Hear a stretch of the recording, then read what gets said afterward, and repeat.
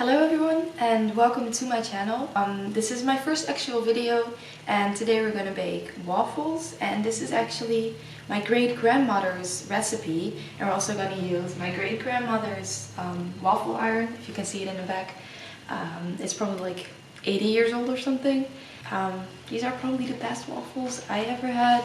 I'm a little biased of course, but they're just great.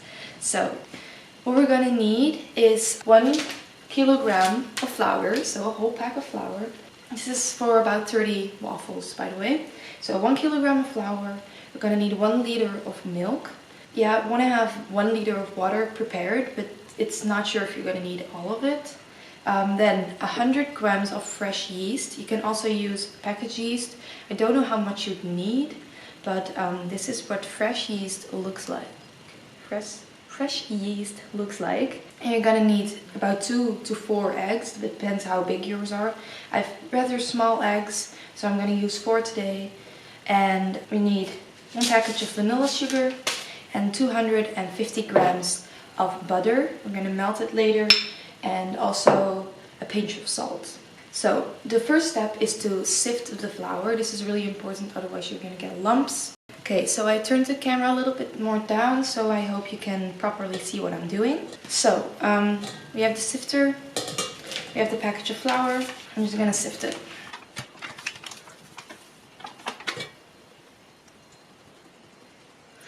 Oh wow.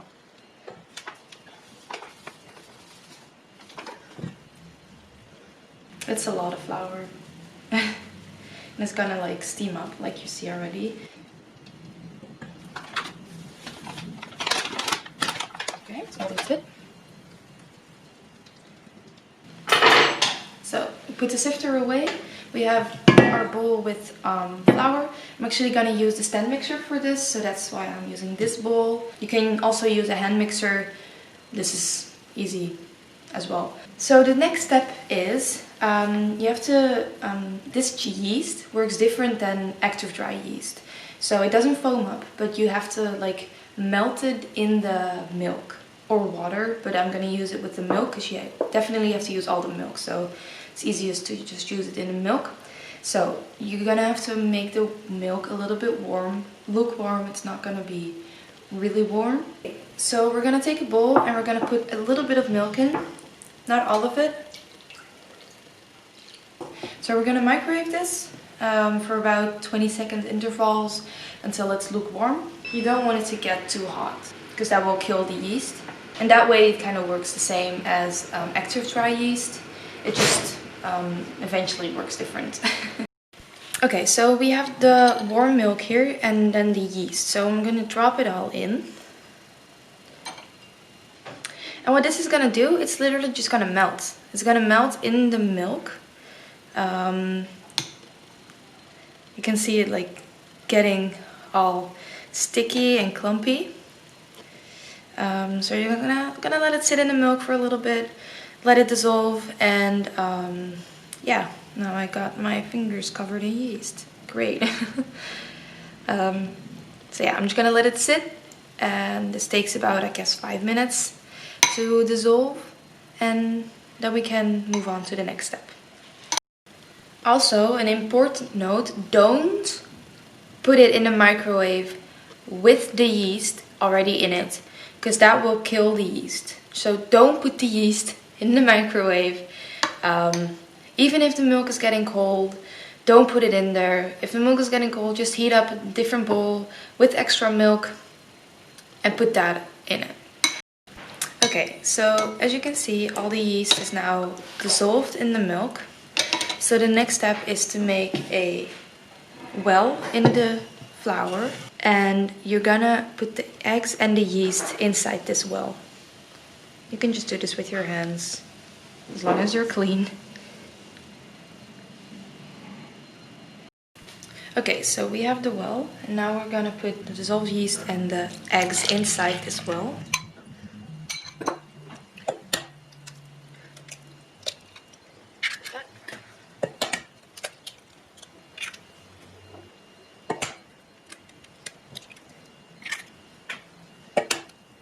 So that's the last egg. Now we're gonna go over to the stand mixer and mix this. Okay, so here's the stand mixer. Now you want to grab a spatula to scrape down the bowl when needed. I'm gonna turn it down. I'm gonna slowly mix this. Open this, or if you don't have it, just obviously leave it like that, because we're gonna slowly add the milk in a little bit.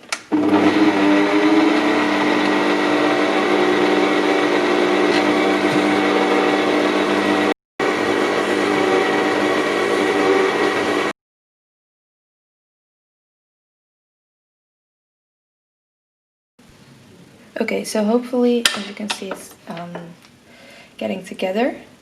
It's not as clumpy anymore. It's still a bit, but it's coming together.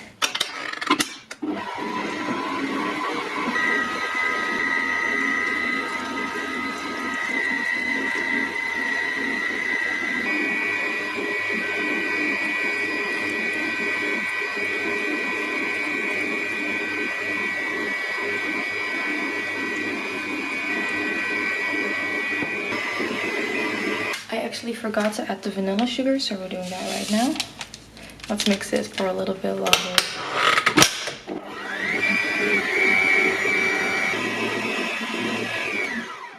Okay, so I've been mixing this for quite a while. You have to mix it for quite a while. And there are still some lumps left, but that's okay. So now we're gonna melt the butter and mix it through, but we're gonna use the spatula to mix it through, not the mixer anymore. Okay, so I have about more than half a liter of water left. You probably saw me adding the water after adding the milk. Didn't add all the water just to see how it looks, and in the end I will decide if it needs more water or not. It really depends on the humidity of the air. Okay, so we have the melted butter. So let's pour that in. And with the spatula I'm mixing it through. Make sure you get to the bottom too. As you can see, it's almost incorporated. And I actually think it can use a little bit more water. So I'm actually gonna add a little bit. I'm not gonna put it on the stand mixer again. I'm just gonna use this. Just mixing it by hand.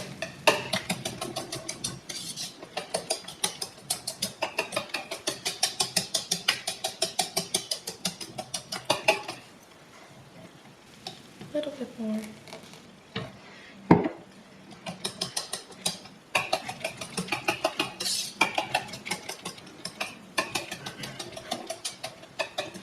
So as you can see, there's quite some lumps left, but it's okay. And I used about half a liter of water in total. So now we're gonna transfer half of this to a different bowl, because it's gonna rise and it's gonna flow over if we're gonna leave it all in this bowl.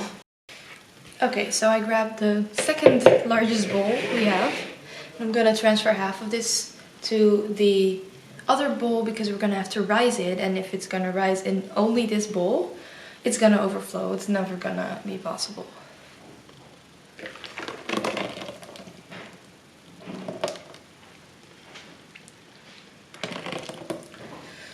So about this, it should be fine. So we're actually gonna put this in the oven at 30 degrees. Put a towel over it and let it rise for 30 minutes. So I'm grabbing 2 towels and covering the bowls. And the lowest our oven can go is 30 degrees, which it is already on. Only one bowl can fit in the oven, so just make sure you put the other bowl in a warm place. So for example, the sun is shining through the windows right now, so I can actually put one bowl in front of the window and the other one in the oven. So I'm gonna put this in the oven. Okay, so I thought that there was a bigger part that was in the sun. It's only this corner, but it's fine because it's still in the sun, and behind the window it can get really warm. So yeah, this one is in front of the window, and let's have a peek, shall we? It's rising a little bit.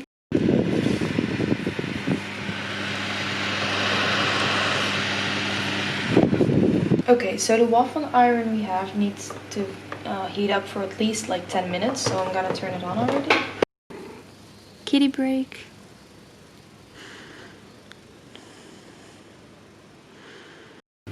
Okay, so it's 30 minutes later. The dough has risen, as you can see. Oh, it's sticking to the towel. Okay, so this really depends on your waffle iron, but for ours we need some paper towels to sometimes butter the iron. And first time to butter it straight from this. And right after that we're gonna have to immediately pour in some dough, and the amount of time that it needs to be in this iron is about 2 minutes. So I'm gonna set a timer for that. So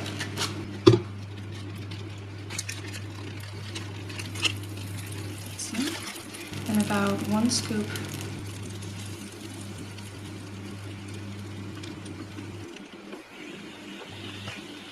And I also have a plate over here to put the waffle on as when we're done.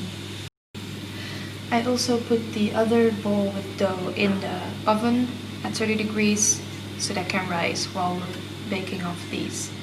Okay, I think it's done. So let's take it out.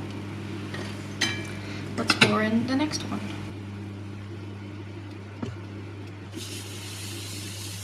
It's really airy, this dough. Okay, I put too much. But if you look at the dough, it's so fluffy, and this bowl barely weighs anything. It's crazy.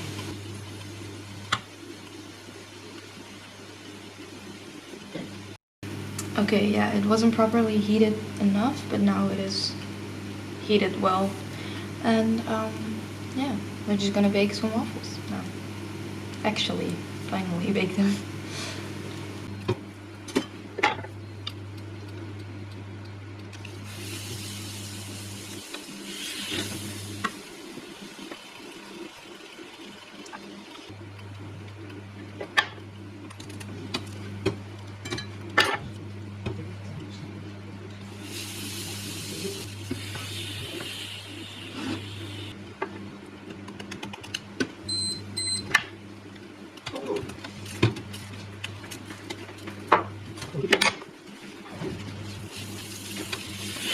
Okay, so we're almost done with the first batch. There's like 4 more scoops. So 4 more waffles we can make with this, and then I'm gonna take the other one out of the oven. Yeah, this one is done.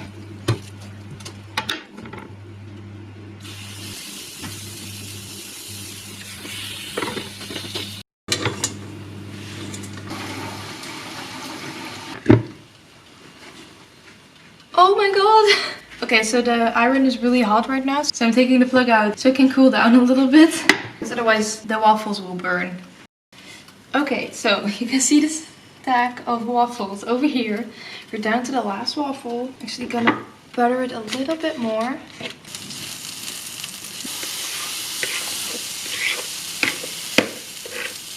Oh god.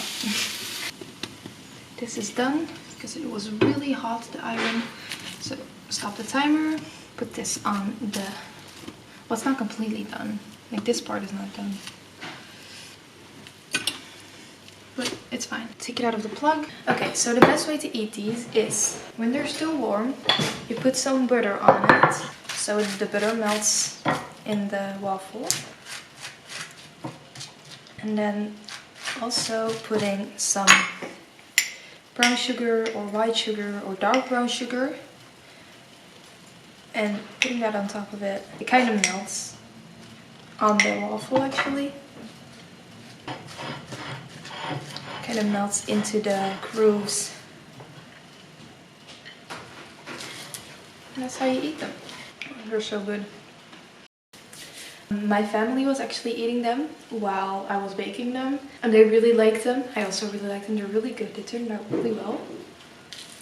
And they're really crunchy. Obviously, the crunchiness comes from the waffle iron, but they're really good. Really happy with the results. And they're really fluffy. That's because we let them rise so well. Okay. Okay, so yeah, that was the video on how to make my great-grandmother's waffles recipe. I really hope you liked it, and I really hope you try them out. And please let me know if you try the waffles and if you like them. If you like this video, please give it a like, and please subscribe if you want to see more. Thank you for watching. Bye.